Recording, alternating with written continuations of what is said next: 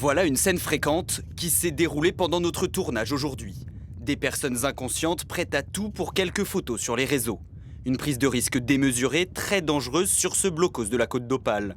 Un phénomène très tendance sur TikTok. Wow, c'est lui, on l'a trouvé, Théo. Des vidéos virales omettant complètement le danger d'une telle visite. Pourtant, les côtes françaises sont instables. La semaine dernière, cette falaise s'est effondrée en Normandie. Sur le sentier balisé ce matin, les marcheurs déplorent cette prise de risque.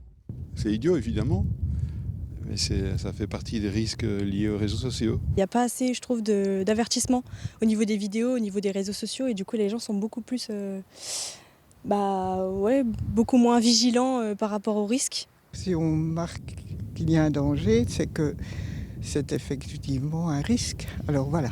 Devant nous, deux femmes s'aventurent dans ce bunker datant de la Seconde Guerre mondiale. Elles n'estiment pas se mettre en danger. Je pense qu'on y va pour la vue et pour passer un tout petit temps à l'intérieur et après on sort.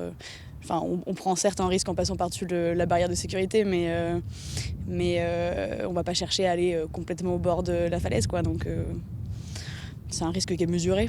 Barrières, panneaux de signalisation, les autorités alertent les randonneurs au maximum.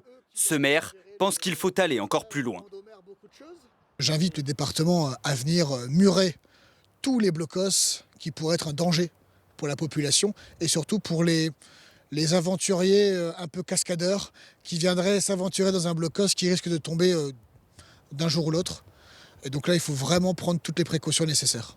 Des blocos vieux de 80 ans, de plus en plus exposés au risque d'effondrement, symbole du recul du trait de côte et de la fragilité des falaises.